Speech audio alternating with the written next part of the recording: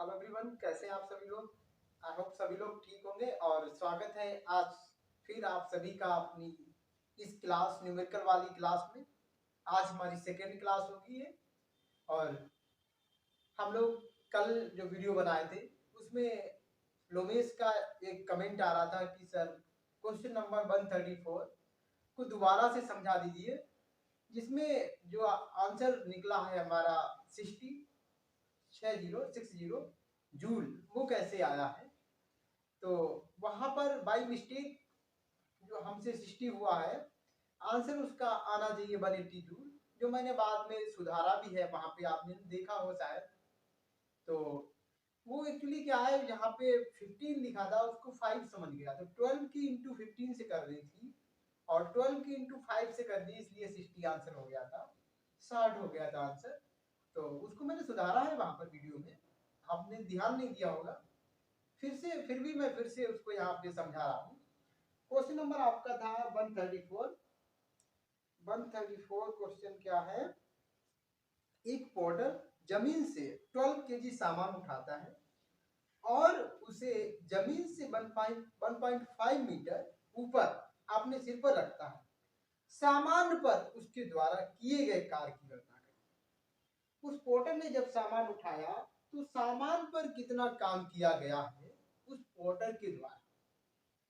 Porter कौन होते हैं, जो सामान को लाने ले जाने का काम करते हैं, मानिए कुली। ठीक, कुली तो स्टेशन पर होगा तभी बोलेंगे, पोर्टर कहीं भी हो सकता है। तो सामान को उसने उठाया, 12 केजी के सामान है, अपने सिर पर रखा। सिर की ऊंचाई है 1.5 मीटर, तो उस सामान पे कितना काम किया गया होगा। तो अच्छा क्वेश्चन है, सामान पर काम। ठीक, ये ध्यान रखना है, हर एक शब्द को माइंड में रखना है। क्वेश्चन नंबर 134 जो है, उसमें आपको जो मास दिया गया था वो 12 केजी है। कितनी ऊंचाई पे रखा है उसने, 1.5 मीटर की ऊंचाई पे रखा है। और यहाँ पे जो जी की वैल्यू है वो हमने 10 कंसीडर की थी, 10 मीटर पर सेकेंड स्क्वायर इसका मीटर वो यूनिट होता है। तो हमने कहा कि जब किसी चीज को हम ऊपर उठाते हैं तो हमें गुरुत्वीय क्षेत्र के अधीन काम करना पड़ता है, और वही काम जो है गुरुत्वीय ऊर्जा कहा जाता है। तो वो गुरुत्वीय स्थितिज ऊर्जा, स्थितिज ऊर्जा का फार्मूला होता है W=mg/s। ठीक, तो यहाँ पर W=m हमारा है 12, g है 10 और हमारा h है 1.5। तो हमने कल बोला होगा कि इधर से हम लोग देखते हैं कि पॉइंट कितने डिजिट के बाद लगा हुआ है। तो एक डिजिट के बाद हमारा पॉइंट लगा है, इस पॉइंट को जैसे ही हम यहाँ से रिमूव करेंगे, हटाएंगे, तो एक डिजिट के बाद अगर पॉइंट हटा रहे हैं तो एक जीरो आपका कट जाता है।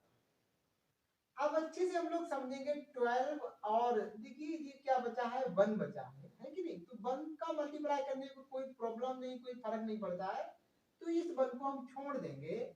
हम लोग किसे लिखेंगे कि 1.5 जो था ना, इसका पॉइंट हट गया है, तो बच गया है अब 15, यानी 15 बच गया है। अब हम दोनों की मल्टीप्लाई कर लेते हैं यहाँ पर, तो चाहे इसकी कर दो इसमें, चाहे इसकी इसमें कर लो। ये हमारी प्रॉपर्टी होती है, इसको बोलते हैं कम्यूटेटिव प्रॉपर्टी। ए का बी में चाहे मल्टीप्लाई कर लो, चाहे बी का ए में मल्टीप्लाई कर लो। ए का बी में कर दो या बी का ए में कर दो, दोनों बात बराबर होती है। ये बोली जाती है कम्यूटेटिव प्रॉपर्टी। प्रॉपर्टी क्रम विनिमय नियम कहते हैं, हिंदी में क्या बोलते हैं, क्रम विनिमय नियम, विनिमय नियम। ठीक है, या गुण। ठीक, तो हम यहां से कर दे रहे 12 5 जा 60, 12 25 60 और 12 बन जा 12, 12 1 12, 12 और जो 60 हुआ था 6 हासिल लगे, कैरी 6 लगे, तो 12 में 6 मिला लो, 180 हो जाएगा, 180 जूल। ये आपका आंसर हो गया है। अब हमें बताइएगा कि क्या प्रॉब्लम अभी आ रही है आपको। ठीक है, अच्छे से देख लीजिएगा, समझ लीजिएगा। कोई ऐसी प्रॉब्लम आती है तो आप बिल्कुल, हम अब क्वेश्चन का नंबर दिया करेंगे, वही नंबर आप जो है कमेंट में आप बता देंगे, तो हम उसको जो है यहाँ पे देख लिया करेंगे। ठीक है, तो आज अब हम लोग चलते हैं नेक्स्ट क्वेश्चन की ओर। कल एक हमारा क्वेश्चन था 140 नंबर का था, 140 नंबर का। 1 किलोग्राम वजन वाले सूटकेस को उठाकर ये शब्द में थोड़ा फर्क है यहाँ पर। एक क्वेश्चन में ऐसे और बताऊंगा, दोनों देखने में एक जैसे लगेंगे, लेकिन रियलिटी में दोनों क्वेश्चन बहुत अलग है। और ये रियलिटी हम लोग नहीं समझ पाते, ये डिफरेंस हम नहीं कर पाते हैं एग्जाम में, तो हम जो है वहां पे गलत करके आते हैं। और जिस समय हम लोग क्वेश्चन वहां पे करते हैं, हमको फुली कॉन्फिडेंस होता है कि हम क्वेश्चन अपना बिल्कुल सही करके आए। लेकिन सच्चाई क्या है, जब हम लोग उसको घर पे देखते आकर के तो कहते ये हुआ क्या, है ना। तो ये चीजें बहुत जरूरी है कि क्वेश्चन को हमको वेरी केयरफुली पढ़ना है, बहुत सावधान होकर के। तो देखिए क्वेश्चन, इसलिए मैंने बोला कि क्वेश्चन नंबर आप जो है 140 जो हमने कल लगवाया था वो, और एक क्वेश्चन मैं आज यहाँ पे बताने जा रहा हूँ जो कि क्वेश्चन नंबर है आपका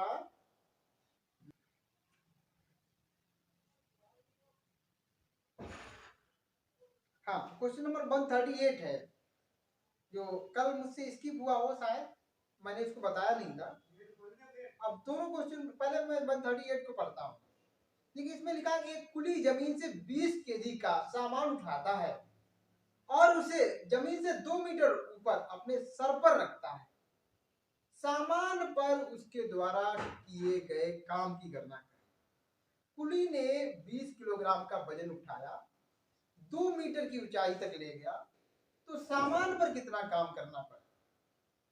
और ऐसे ही अभी हमने जो 134 वाला लगाया था, इसमें भी उसने सामान उठाई थी, तो उसे कितना काम करना पड़ा, वो भी चीज देखो। उठाने में काम, या हमसे ये कहा जाए कि किसी चीज को उठाने में कितना काम करना पड़ा, या फिर सामान पर कितना काम किया गया, दोनों बात बराबर। लेकिन जो क्वेश्चन हमें अभी हमने बताया आपको सूटकेस वाला क्वेश्चन नंबर 140 140 है, जिसमें उसने क्या बोल दिया था, इसमें भी सामान हालांकि वो उठा रहा है, लेकिन पूछ क्या रहा है ये देखने वाली बात है। ये पूछ रहा है कि 10 किलोग्राम वजन वाले सूटकेस को उठाकर बढ़ जोड़ी, या उठाने में अगर बोलता कितना काम किया गया है, या सूटकेस पर कितना काम किया गया, तो बिल्कुल हम यही फार्मूला लगाते MGH वाला। लेकिन हमने कल वहां पे फार्मूला कौन सा लगाया था, बल कार equal to force equal to sorry work equal to कार इक्वल टू क्या लिखा था, फोर्स इनटू डिस्प्लेसमेंट, बल इनटू दूरी लिखा था, एफ इनटू डी लिखा था। तो ये फार्मूला इसीलिए नहीं लगाया था, क्योंकि यहाँ पे क्या लिखा है कि सूटकेस को उठाकर एवं प्लेटफार्म पर खड़े यात्री द्वारा किया गया कार्य। प्लेटफार्म पर खड़ा है तो कितना काम किया गया, उठाकर प्लेटफार्म पर खड़े, ठीक है, उठाने में कहता कितना काम किया, या सूटकेस में कितना काम किया, तो हम लोग ये फार्मूला लगाते हैं MGH। लेकिन वो करेंगे उठा करके, अब खड़ा है तो कितना काम किया गया, खड़ा है तो क्या काम किया भाई, अब तो कुछ चल नहीं रहा है ना, उसे डिस्प्लेसमेंट नहीं किया है ना, तो D इक्वल टू 0 आ गया था, तो उसका काम भी 0 आ गया। ये चीज है, उठाने में नहीं बोला, अगर उठाने में बोलता उठाने में कितना काम किया गया, तो फार्मूला यही लगता। ठीक, कंफ्यूजन तो हम वो क्वेश्चन जो है 138 वाला जो है वो भी हम करा दे रहे हैं। दोनों क्वेश्चन को आप स्टार कर लेना, दोनों एक जैसे क्वेश्चन है, थोड़ा हमारा फर्क क्या है वो मैंने आपको बताया। तो 138 को हम लोग देख रहे हैं, क्या लिखा है, एक कुली जमीन से 20 केजी का सामान उठाता है और उसे जमीन से 2 मीटर ऊपर अपने सिर पर रखता है। सामान पर उसके द्वारा किए गए कार्य की गणना करें। सामान पर, ठीक है 138 मैं यहाँ पे लिखता हूं, वजन उसका मास है 20 केजी। ठीक है, किसी को अगर ये इंग्लिश में थोड़ी प्रॉब्लम आती है तो प्लीज कमेंट करना आप। और कितनी ऊंचाई तक उसने उठाया, 2 मीटर की ऊंचाई तक उठाया। कितना काम किया गया, सामान पर कितना काम किया गया, ऐसा बोला जा रहा क्वेश्चन में, आप पढ़ पा रहे होंगे। तो फिर सामान पे जब बात करें या उठाने में कितना काम किया गया, तो फार्मूला आपका यही लगेगा, जो चीज ऊपर जा रही है, ऊपर या नीचे जाने में जो हमारा काम करना पड़ता है, काम किया जाता है वस्तु पर, तो वो कितना है, MGH होता है। ठीक है, MGH। अब M हमारा यहाँ पे 20 है, G हमारी कितनी है, वो तो हम अपना क्वेश्चन में अगर दिया तो वो ले लेंगे, या फिर हम ऑप्शन के हिसाब से देख ले, ऑप्शन हमारे अगर पॉइंट में है तो उस हिसाब से हम जी की वैल्यू 10 भी ले सकते हैं और 9.8 भी ले सकते हैं। ठीक है, कोई भी क्वेश्चन में इसमें जो है हमारा आंसर पॉइंट में नहीं है, तो जहां तक पॉसिबल है हम लोग 10 वैल्यू रखते हैं, 10 से हमारा ऑप्शन मिल जाएगा हमको। अगर 10 से ना मिले तो 9.8 भी हमको रखनी पड़ सकती है। ठीक है, तो जी की वैल्यू हमने यहाँ पे 10 रख ली और ये हमारा कितना है 2, तो कितना हो गया ये 2 2 जा 4 और 1 0 2 0 2 0 रख लिए, तो 400 जूल काम करना पड़ेगा आपको। ऑप्शन नंबर इसमें आप देख रहे होंगे सी वाला सही है। ठीक है, बिल्कुल मिल गया। इसके बाद क्वेश्चन नंबर 39 को हम देख ले, क्या ये हमारा पूछा गया क्वेश्चन है RRB LPN technician 20/8/2018 shift second का क्वेश्चन है। क्या पूछा है देख लेते हैं। जब कोई वस्तु बल की दिशा में 1 मीटर की दूरी पर 1 न्यूटन बल के द्वारा चलती है तो किए गए कार्य की मात्रा कितनी है। ये 139 क्वेश्चन जो है ये आपका होमवर्क में रहेगा, आप घर से करेंगे और मैं आप जो है इसका ऑप्शन जो है कमेंट में सी बी ऐसे करके कर देंगे, या पूरा जो आंसर आएगा वो आप बता देंगे। ठीक है, क्वेश्चन नंबर 39 आपका होमवर्क हो गया। ऐसा क्वेश्चन हम लोग कर चुके हैं तो हम इसको जो है आपके होमवर्क में दे रहे हैं। 140 अभी किया है, इसके बाद हम लोग 141 देख रहे हैं। इसमें क्या है 4 किलोग्राम द्रव्यमान की एक वस्तु क्षैतिज दिशा में 5 मीटर प्रति सेकंड की गति से बढ़ रही है। बढ़ रही है, इसकी गति 10 मीटर प्रति सेकंड तक बढ़ाने के लिए उस पर किया गया कार्य कितना होगा। ठीक है, 4 किलोग्राम की वस्तु है, क्षैतिज दिशा में 5 मीटर प्रति सेकंड की गति से बढ़ रही है और उसकी गति हमें कितनी करनी है 10 मीटर प्रति सेकंड की गति करनी है, तो उस पर कितना काम करना पड़ेगा। तो जो काम होता है ना यहाँ पर, देखिए दो गति है यहाँ पर और दोनों गति ऊर्जा है। पहले वो 5 है, उसका मास पहले कितना है 4 kg का है और अभी वो 5 मीटर प्रति सेकंड से चल रही है और हमें उसे चलवाना कितना 10 मीटर प्रति सेकंड की दर से चलवाना है, तो कितना काम करना होगा। तो एक वर्क एंड एनर्जी थ्योरम है, कार्य और ऊर्जा प्रमेय करके हमारी कार्य ऊर्जा कार्य और क्या बोलेंगे ऊर्जा प्रमेय के नाम से थ्योरम है, एक हमारी प्रमेय है, तो वो हमारी यहाँ पे काम में आएगी। उस प्रमेय या थ्योरम में ये बोला गया है कि जो हमारी गतिज ऊर्जा में परिवर्तन होता है वो किए गए कार्य के बराबर होता है। यहाँ पे कार्य पूछा गया कि इतनी से ऊर्जा वो गति हमारी इतनी से इतनी अगर हम कर दें तो कितना काम करना पड़ेगा, 5 से 10 मीटर प्रति सेकेंड गति बनाने में कितना काम करना पड़ेगा। तो वही जो हमारी कार्य एनर्जी वाली जो थ्योरम है, वर्क एंड एनर्जी थ्योरम है, उसी को यहाँ पे हमें काम में लाना। और वो थ्योरम यही कहती है कि किसी वस्तु की जो गतिज ऊर्जा में परिवर्तन होता है वो किए गए कार्य के बराबर होता है।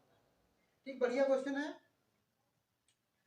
यहाँ पे क्वेश्चन नंबर आपका जी होगा 141, आप देख रहे होंगे यहाँ पे मास आपको दिया है 4 kg और पहली वाली जो हमारी यहाँ पे गतिज ऊर्जा है वो हमारी है 5 मीटर प्रति सेकेंड, तो हमने V1 लिख लिया उसको 5 मीटर प्रति सेकेंड। दूसरी वाली जो है उसको हम V2 लिख लें तो वो है हमारी 10 मीटर प्रति सेकेंड। ठीक, अब जो कार्य होगा कार्य या वर्क हम W से लिख लें, आप समझ जाओगे। वर्क इक्वल टू यहाँ पर क्या होगा, मतलब आगे इधर लिख दूंगा कि ये कौन सा हमने थ्योरम यूज किया। ठीक है, तो क्या होता है 1/2 और m v1 माइनस 1/2, बड़ी कौन सी, बड़ी में से छोटी को माइनस करना पड़ेगा ये वाली, तो v2 को पहले दे m v2 square minus 1/2 m v1 square. अब देखिए 1/2 m 1/2 m ये जैसे है ना, इनको ले लो कॉमन, तो हमारा फार्मूला बन जाएगा 1/2 m v2 का स्क्वायर माइनस v1 का स्क्वायर। बढ़िया बात। और इस थ्योरम को हम कहते हैं कार्य ऊर्जा प्रमेय, कार्य ऊर्जा प्रमेय, कार्य ऊर्जा प्रमेय, work energy theorem, work energy theorem. E F को, ठीक है, बारीक एनर्जी था। क्या यहाँ तक सब कुछ दिख रहा है आपको? क्या दिख रहा है? दिख रहा होगा।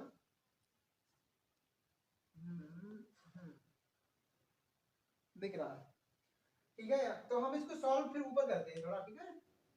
जी वाला क्वेश्चन कर लिया होगा ना, तो इस क्वेश्चन को हम थोड़ा इरेज करते हैं और यहाँ पर लिख देते हैं इसको हम। हमारे पास क्या है, 1/2 और यम की वैल्यू हम लोग कितना डालेंगे, यम यहाँ पर 4 और फिर हमारा v1 v2 स्क्वायर, v मतलब 10 का स्क्वायर, v2 का मतलब 10 और स्क्वायर लगाएंगे, v1 कितना है 5 फिर स्क्वायर लगाएंगे, ठीक है। तो 1/2 और ये रहा आपका 4, 10 का स्क्वायर कितना 100 माइनस 5 का स्क्वायर कितना 25, 25 हो जाएगा और 2 से इसको काट देंगे 4 को, तो हम लोग क्यों इतना लंबा करें, इससे इसको काट दो, 2 आ गया, कितना आ गया यहाँ पर 2 आ गया, 2 और जी अंदर कितना बचेगा, देखिए ब्रैकेट हटाओगे जी वाला ब्रैकेट तो इंटू लगता है ना, तो ब्रैकेट के अंदर कितना बचेगा 75 बचेगा कि नहीं, 100 माइनस 25, 100 में से 25 जाएगा तो 75 बचेगा हमारा। तो 75 ये 2 यहाँ पे बचा था, इन दोनों की मल्टीप्लाई होगी कि नहीं होगी, बिल्कुल होगी, हाँ कि ना, फिर मल्टीप्लाई कर दें इसमें 75 पूजा जो यानी इसको डबल करोगे ना 2 से मल्टीप्लाई करोगे तो ये यहाँ पे 150 और ये क्या है काम है तो जूल लिख देंगे, जूल कितना काम करना पड़ा था, तो 150 जूल 150 जूल आपको काम करना पड़ा, इतनी बात आप समझ लें। फिर हम लोग चलते हैं नेक्स्ट क्वेश्चन पर। अब क्वेश्चन नंबर हमारा 142 142 है, जिसमें लिखा है कि 0.1 किलोग्राम वजन की एक गेंद को, बॉल को स्थिर स्थिति से गिराया जाता है, मतलब स्थिर स्थिति से रुकी थी और गिरा दिया, गिराया जाता है, जब वह 2 मीटर की दूरी से गिरती है तो गुरुत्वाकर्षण के बल से लगने वाले कार्य कितना होगा, लगने वाला कार्य कितना होगा। यहाँ पे जी की वैल्यू आपको दी है, स्मॉल जी की वैल्यू 9.8 मीटर प्रति सेकेंड स्क्वायर। देखिए मास है आपका 0.1, 2 मीटर की ऊंचाई से गिराई जाती है। क्या क्या दिया, 142 नंबर का आपका क्वेश्चन है, जैसा आप देख रहे होंगे। मास आपका है 0.1 केजी किलोग्राम, कितनी ऊंचाई से गिराया जा रहा है, 2 मीटर की ऊंचाई से गिराया जा रहा है, और ठीक है जी की वैल्यू यहाँ पे दी गई है 9.8 मीटर प्रति सेकेंड स्क्वायर। ये सब चीजें क्वेश्चन में दी है, मैंने अपनी तरफ से कुछ नहीं लिखा है।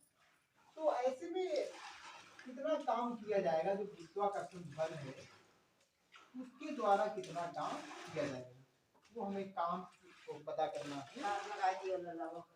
तो देखिए अभी तक हम चीजों को ऊपर उठाते थे, अभी नीचे गिराई जा रही है, तो एक्चुअली क्या है ना, जी की वैल्यू में क्या होता है, जब हम लोग इसको ऊपर ले जाते हैं तो जी की वैल्यू माइनस में जाती है, ऊपर जब भी जाओगे तो जो जी की वैल्यू है वो आपकी माइनस साइन के साथ ली जाएगी ऊपर, अगर नीचे आ रहे हो तो जो जी की वैल्यू है वो हमारी प्लस साइन के साथ ली जाएगी, ठीक है। ये बात ध्यान में रखना, हम लोग जब भी ऊपर के लिए बात करें तो जी की वैल्यू माइनस में, अगर ऑप्शन में माइनस है तो आप माइनस वाला, जैसे आपने ये फार्मूला आप लगाया W = mg, ये बात मुझे कल मेरे माइंड में नहीं आई, लेकिन ये हमेशा ध्यान रखना है कि अगर ऑप्शन में माइनस दिया है, आप ये फार्मूला लगाओगे, आंसर निकालोगे और कोई चीज ऊपर उठाई जा रही है और वो आंसर हमारा जो है ऑप्शन में माइनस में दिया है, तो माइनस वाला हम टिक करेंगे, ध्यान रहेगी ये बात। जब भी ऊपर को कोई चीज ले जाओ और ये फार्मूला लगाओ, आंसर जो निकले माइनस में, अगर मतलब वहां पे ऑप्शन में दिया है तो माइनस वाला सही होगा, प्लस वाला सही नहीं होगा। या तो आप क्या करो, इसमें माइनस शुरू से लेकर के चलो, जी की जगह क्या लेकर चलो, माइनस लेके चलो। जैसे ये क्वेश्चन है हमारा यम कितना है, मान लो अभी क्वेश्चन हमने किया था ना 134, उसमें कितना था यम हमारा 12 था, जी हमने 10 लिया था और 1.5 था, ठीक है। ऊपर को जा रहे थे तो माइनस यहाँ पे जी की वैल्यू हमने जो 10 ली वो माइनस की ले सकते थे, तो क्योंकि हम ऊपर को जा रहे हैं, ऊपर को उठा रहे हैं, तो उसके जो हमारी जी है ना वो माइनस होगी, इसलिए यहाँ पे जी माइनस की ले सकते थे। तो ये हमारा पॉइंट हटाया था, 0 काटा था, जो माइनस लगाया ना वो आगे आ जाएगा 12, 12 और ये 15 पॉइंट 20 आया था। तो इसका जो आया था हमारा आंसर कितना आया था, 180 आया था, 180 आया था, 180 जूल, माइनस का 180 जूल। अगर ऑप्शन में माइनस लगा हुआ है, ये ऑप्शन माइनस वाला भी है, तो आप माइनस वाला ही लिखना, और ऑप्शन में माइनस अगर नहीं दिए तो फिक्र करने की कोई टेंशन नहीं है, हमें ये माइनस लेने की जरूरत भी नहीं है। लेकिन ऑप्शन में माइनस में भी आंसर दिए हैं, ऑप्शन दिए हैं आपको, तो माइनस भी लेकर के चलो, ठीक। तो ये बहुत जरूरी बात थी जो मैं आपको नहीं बता पाया था। चलो, जिस क्वेश्चन में जब नीचे की बात आई तब मुझे याद आया कि नीचे ऊपर दो पॉसिबल, दो कंडीशन हो सकती है ना। चलिए, तो ये क्वेश्चन हम लोग कर लेते हैं, अब तो होमवर्क में हो जाएगा ये क्वेश्चन। फिर भी पॉइंट लगा, कुछ बच्चों में शायद कोई प्रॉब्लम हो इस पॉइंट की वजह से, बड़ा पॉइंट का बड़ा लोगों को ना MGH, तो 0.1 लिख लिया एम की जगह, और जी हमने 9.8, और ये हमारा है 2, ठीक है। अब क्या करो, यहाँ पॉइंट हटा के 0 काट ले, कोई 0 है ही नहीं तो काटो किसको, तो हम लोग क्या करें, ऐसे मल्टीप्लाई कर लेते हैं, मल्टीप्लाई करें इसमें कर दो पहले, लेकिन पॉइंट 1 की अगर इसमें करें मल्टीप्लाई, तो 1 से पहले मल्टीप्लाई करिएगा, जैसे 1 से मल्टीप्लाई करेंगे ना तो ये ऐसे ही आएगा 9 8, तो यही आएगा, लेकिन पॉइंट का खेल, एक डिजिट के बाद यहाँ पॉइंट, एक डिजिट के बाद यहाँ पॉइंट, तो इसमें जो पॉइंट लगेगा 1 2, 2 डिजिट के बाद पॉइंट यहाँ पे लगेगा, और पॉइंट से आगे 0 हम लिख देते हैं, ये ऐसे ही लिखा जाता है 0, ये लिखने का तरीका है, और इनटू में क्या रहेगा 2। बात यहाँ तक समझ में आई होगी, इनकी की मल्टीप्लाई की तो 98 मिला, लेकिन पॉइंट एक डिजिट जो हमने कहा हमेशा ऐसे काउंट करोगे, एक डिजिट के बाद यहाँ और एक डिजिट के बाद यहाँ, तो 2 डिजिट के बाद 1 2 और पॉइंट लगा दिया, ये 0 लिखा जाता है, वो लिख दिया। अब 2 से मल्टीप्लाई करेंगे तो 2 8 या 16, और 2 9 या 18, 18 19, और पॉइंट कितने डिजिट के बाद यहाँ पे 8 2 के बाद, तो यहाँ पे 2 के बाद 1.9, और जो नीचे आ रहा है ये प्लस में ही आएगा, और ये क्या है हमारा काम कितना किया गया है, किसने काम किया, जो फोर्स हमारा है वो लेकर के आ रहा है नीचे, कौन, गुरुत्वाकर्षण वाला जो फोर्स है, तो उस फोर्स के द्वारा इतना काम किया जाएगा, ये हमारी जो गेंद थी उस पर। बात बिल्कुल समझ में आ गई होगी, समझ लीजिए और समझ लीजिए। हम लोग चलेंगे नेक्स्ट क्वेश्चन की ओर। क्वेश्चन हमारा नेक्स्ट क्या है, लिखा है, ये क्वेश्चन हमारा है 43 143, आरआरबी एलपी टेक्नीशियन 21/21/8 2018, मतलब 21 अगस्त 2018 शिफ्ट 2 का क्वेश्चन है, 3 का है, 2 का है। किसी वस्तु पर नहीं, एक वस्तु पर बल लगने के बावजूद भी किया गया कार्य शून्य होगा यदि उसका विस्थापन हो। भाई मैंने कल बताया था, क्वेश्चन पहले क्या कह रहा है कि बल लगने के बावजूद भी कार्य शून्य होगा, तो ऐसे में विस्थापन क्या होगा, विस्थापन होगा, बल लगा रहे कार तब भी शून्य, तो ऐसे में विस्थापन कितना होना चाहिए कि हमारा जो कार है वो शून्य होना चाहिए, शून्य आ जाए, है ना। वो कह रहा है कि कार शून्य है, बल लगा रहे तब भी, तो विस्थापन क्या होगा। मैंने बोला था कि ये दीवार है, इस पे हम चाहे जितना दिन रात धक्का मारते रहे, मार मार धक्का, जो है अपने पूरा थक गए, पसीना ऊपर से नीचे आ गया पर इस दीवार को कुछ नहीं हुआ, तो ऐसे में क्या कहा जाएगा कि हमने कोई काम नहीं किया, हालांकि हमारी तो दम निकल गई, लेकिन कोई काम नहीं माना जाएगा। तो वही चीज है कि काम हमारा 0 माना गया, हालांकि हमने फोर्स बहुत लगाया, पूरा अपना जितनी एनर्जी सब खर्च कर दी, लेकिन कोई काम नहीं माना जाएगा कि हमने दिन भर रात भर कोई काम ही नहीं किया। तो इसके लिए क्या, क्यों नहीं काम हुआ, क्योंकि विस्थापन 0, ये दीवार हटी नहीं बिल्कुल, अगर ये बाई चांस चल करके यहाँ से 2 किलोमीटर आगे पहुंच जाती तो मान लिया जाता कि हमने काम, ठीक है, मतलब इतनी सी भी हट जाती तो भी काम हो जाता, लेकिन वो हटी बिल्कुल नहीं, यानी विस्थापन 0। तो जब विस्थापन 0 होगा तो काम भी क्या होगा, 0। तो समझ गए, इस क्वेश्चन का आंसर है विस्थापन हमारा क्या हो जाएगा, 0। चलते हैं हम लोग अगले क्वेश्चन की ओर।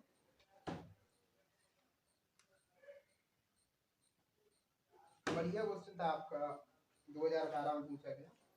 अब 143 हाँ 144 एक लड़का 120 न्यूटन भार के एक बक्से को 2 मीटर की ऊंचाई तक उठाता है, उसके द्वारा किया गया कार्य कितना? भैया यहाँ पे ना 120 न्यूटन भार के एक बक्से को 2 मीटर की ऊंचाई तक उठाता है। भार लिखा है यहाँ पर, द्रव्यमान नहीं लिखा है, तो ये ध्यान रखना है। हो सकता है आप लोग इस 120 को आप क्या मान लो, 120 को आप m मान लो, और ये बहुत से बच्चे गलती करते हैं। तो m की वैल्यू 120 नहीं है, उसने भार बोला है, और भार क्या होता है W/mg, तो ये mg की वैल्यू है 120, ये आपको ध्यान रखना है। 2 मीटर की ऊंचाई तक उठाता है तो उसके द्वारा कार्य की गणना करिए, ठीक है, कितना कार्य किया गया, उसके द्वारा किया गया कार्य कितना है। अब देखिए ऑप्शन हमने पहले नहीं डाली, सारे ऑप्शन प्लस हैं, तो हमें माइनस से यार हेडेक लेनी नहीं है, ठीक है, तो माइनस को बिल्कुल हमें देखने नहीं है। जब ऑप्शन में कोई माइनस की बात नहीं की तो हम क्यों माइनस लेके घूमे, ठीक है। ये लिखा रहने देते हैं। क्या है क्वेश्चन नंबर 144 है। बोला गया कि एक लड़का जो है एक बक्से को उठाता है, जिस बक्से का भार कितना, भार मतलब होता है W, वो है 120 न्यूटन, भार का मात्रक न्यूटन या फिर किलोग्राम मीटर पर सेकंड, इसको दोनों ही हमारे मात्रक होते हैं भार के, तो W से लिखेंगे। और कितना उठाया, 2 मीटर उठाया फिर से, तो ये कितना है 2 मीटर, ठीक है। अब इसके द्वारा कितना काम किया गया होगा तो हम जानते हैं भार, भैया यहाँ किया काम को भी हम W से लिख रहे हैं, भार को भी हमने W से लिख दिया है। भार को यहाँ पर mg से लिखते हैं, किससे, mg, भार क्या होता है mg, यही तो भार होता है, mg तो क्या होता है भार। मैंने बताया था इस वीडियो में कि अगर द्रव्यमान में अगर हम g से मल्टीप्लाई कर दें तो हमारा भार बन जाता है, ये द्रव्यमान है, इसमें g यानी गुरुत्वाकर्षण से मल्टीप्लाई कर दें, ग्रेविटेशनल एक्सीलरेशन से मल्टीप्लाई कर दें, तो जो हमारा मास होता है, द्रव्यमान होता है, वो भार बन जाता है। हम लोग अपनी पिछली वीडियो में बात कर चुके हैं, तो हम कह रहे हैं कि अगर आप हमारी सारी वीडियो देखते हैं तो एक दिन आप फिजिक्स में एकदम आपको मस्ती आएगी, जैसे मुझे आ रही है, बहुत मजा आता है फिजिक्स पढ़ने में, ठीक है। तो ये हमारा हो गया। हम लोग वर्क इक्वल टू क्या जानते हैं, mgh, तो W mg की जगह पे आप 120 और h की जगह कितना 2 डाल लो, मल्टीप्लाई हम लोग सिंपली कर सकते हैं। 12 क्यूजा कितना होता है, 12 दूनी 24 होता है, 12 क्यूजा 24 होता है, और ये जीरो जे लिख देंगे, तो 100 यानी 120 240 जूल, 140 जूल, ठीक है। सही है आपका जो भी आंसर ऑप्शन है वो आप टिक कर लीजिएगा, समझ लीजिए भाई। थोड़ा फिर हम लोग आगे चलते हैं। ऑप्शन 240 वाला सही है ना, ये बस ध्यान रखने की चीज थी यहाँ पर कि एम नहीं मानते, mg मानेंगे 120 को, बाहर बोला, ठीक है, बाहर mg होता है। 145 कार्य करने की क्षमता कहलाती है, न्यूमेरिकल वाला तो नहीं है लेकिन हम आपसे पूछ ले रहे हैं, कार्य करने की क्षमता को क्या कहते हैं, कार्य करने की क्षमता को क्या कहते हैं, कार्य करने की क्षमता को क्या कहते हैं, मैं बताऊंगा भी नहीं अभी, आप कमेंट में बताएंगे इसका क्या आंसर होगा। कार्य करने की क्षमता को क्या कहते हैं, शक्ति कहते हैं या फिर ऊर्जा कहते हैं, दाब कहते हैं या बल कहते हैं, ऑप्शन आपके सामने है, क्या आंसर होगा कमेंट में बताएंगे, ठीक है। क्वेश्चन नंबर 146, यदि कार्य का मान धनात्मक हो तो जिस निकाय पर कार्य हो रहा है, अब ऑप्शन क्या है इसमें, ये ग्रुप डी का क्वेश्चन है, 2018 में पूछा गया है, 20 तारीख 9वें महीने में, सिर्फ पक्ष का क्वेश्चन है। हाँ, यदि कार्य का मान धनात्मक है तो जिस निकाय पर कार्य हो रहा है उस निकाय में क्या होगा, ऑप्शन नंबर, उसकी ऊर्जा का ह्रास होगा। किसी निकाय समझते हो, सिस्टम, कोई भी चीज है जिस पे काम हो रहा है, सिस्टम मतलब कोई वस्तु हो सकती है, कुछ हो सकता है, तो उस पे काम किया जा रहा है, तो उस क्या होगा, वो काम धनात्मक है, ठीक है, तो उस निकाय में क्या होगा, उसकी ऊर्जा का ह्रास होगा, उसका मान शून्य होगा, वह नियत रहेगा, उसकी ऊर्जा में वृद्धि होगी, क्योंकि जो हमारे किसी निकाय पे काम किया जा रहा है वो धनात्मक है, तो धनात्मक है यानी उसकी जो ऊर्जा है ना उसमें वृद्धि हो जाएगी। वृद्धि कैसे हो जाएगी, देखिए जब हम किसी निकाय पे काम करेंगे उस पर हम फोर्स लगाएंगे, बल लगाएंगे, तो कहीं कहीं वो जो निकाय है ना उसके अंदर की जो मालिक्यूल है, जो हमारे कण है, जो हमारे क्या बोलते हैं मालिक्यूल को अणु बोलते हैं, तो वो जो अणु है ना उनकी गतिज ऊर्जा बढ़ेगी। मास तो फिक्स रहेगा, बल लगाने पे मास थोड़ी बदल जाएगा। और यहाँ पे ऊर्जा, हम गतिज ऊर्जा की बात कर, मतलब गतिज ऊर्जा उसमें आ जाएगी ना, तो ऊर्जा बढ़ जाएगी मात्रा में, ठीक है। तो यहाँ पे क्या होगा, आपका ऑप्शन जो है डी वाला सही हो जाएगा, उसकी ऊर्जा में वृद्धि हो जाएगी। अब न्यूमेरिकल देखते हैं भाई, ठीक है, थ्योरेटिकल क्वेश्चन भी बाद में ले आएंगे। हाँ एक बहुत अच्छे से क्वेश्चन है 147, ये आप देख लेते हैं। निम्नलिखित में से किसमें कोई कार्य नहीं किया जाता है, मतलब ये जो ऑप्शन दिए तो इसमें कौन सा ऑप्शन ऐसा है जहाँ पर कोई काम नहीं होगा। बड़ा प्यारा क्वेश्चन है यार, अभी ग्रुप डी 2018 का फिर से क्वेश्चन, तो जैसे किताब का क्वेश्चन आपसे पूछा गया है। पहला, कपिल अपने कंधे पर 10 किलोग्राम भार लेकर खड़ा है, ठीक, काम नहीं होगा, हमें वो वाला ऑप्शन बताना है। कपिल अपने कंधे पर 10 किलोग्राम भार लेकर खड़ा है, ऑप्शन ए। ऑप्शन बी है सचिन 4 किलोमीटर चलता है। ऑप्शन सी है एक कुली किसी बस से किसी कार तक एक वजन ले जाता है। नंबर डी है अरुण मैदान पर क्रिकेट खेलता है। तो ये भी आपके लिए होमवर्क का क्वेश्चन है, कमेंट में लिखेंगे। होमवर्क वाले क्वेश्चन आपके कितने हो गए, 3 हो गए। हालांकि जो अगला क्वेश्चन है वो भी हमारा जो है कहीं कहीं आप उसको न्यूमेरिकल या कंसेप्ट बेस्ड क्वेश्चन है, उसको भी हम देख लेते हैं। 148, बल द्वारा किया गया कार्य धनात्मक होता है जब विस्थापन बल की दिशा में होता है, विस्थापन बल के लंबवत होता है, आरोपित बल से कोई विस्थापन नहीं होता है, विस्थापन बल के विपरीत दिशा में होता है। देखिए सारे ऑप्शन हमारे लिए बड़े अच्छे हैं, समझना चाहिए। हमारा काम धनात्मक हो रहा है तो कौन कौन सा हमारा जो ऑप्शन है यहाँ पर, या कौन सा ऑप्शन है वो हमारे लिए ठीक हो जाए। देखिए विस्थापन बल की दिशा में जब हो जाए तो इस कंडीशन में जिधर हमने बल लगाया उधर ही विस्थापन हो गया, तो ऐसे में कार्य हमारा धनात्मक हो जाएगा। जिधर हम कार को आगे बढ़ाना चाह रहे हैं और हमने फोर्स उधर को लगाया, उधरी को गाड़ी बढ़ गई, आगे बढ़ गई, तो हम कहेंगे कार्य हमारा धनात्मक हुआ। हम फोर्स आगे लगा रहे हैं, कार पीछे भाग रही है, कुछ केसों में ऐसा हो सकता है लेकिन हर जगह ऐसा नहीं होता है, तो हम कहेंगे कि वहां पे जो कार्य भी धनात्मक है, जिधर को हम फोर्स लगा रहे हैं उधर को हमारी विस्थापन भी हो रहा है, गाड़ी भी उधर जा रही है, तो कार्य धनात्मक है। ऑप्शन सही है। दूसरा ऑप्शन है विस्थापन बल के लंबवत हो, विस्थापन बल के लंबवत हो, बल हम लगा रहे मान लो कि इस डायरेक्शन में, लेकिन जो विस्थापन है वो या तो नीचे गाड़ी जा रही है या फिर ऊपर जा रही है। तो बिल्कुल ऐसा होता नहीं है कि बिल्कुल लंबवत विस्थापन हो, किसी एंगल पे हो सकता है, 60 पे हो सकता है, 30 पे हो सकता है, बिल्कुल लंबवत। तो ये वाला ऑप्शन सही नहीं होगा।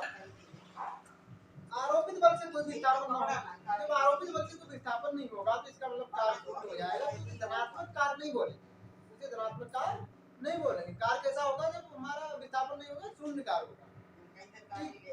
चौथा ऑप्शन है विस्थापन बल की विपरीत दिशा में होगा, हम कार को इधर धक्का लगा रहे, कार पीछे भाग रही है, तो ऋणात्मक कार्य होगा। क्या बोला जाएगा, ऋणात्मक कार्य बोला जाएगा। ठीक है, नेक्स्ट क्वेश्चन हम लोग देख रहे हैं।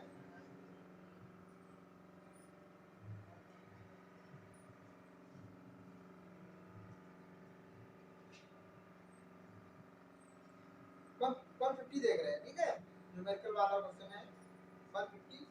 कार शून्य होने की स्थिति में विस्थापन, क्या कट गया है ये पीडीएफ में, विस्थापन और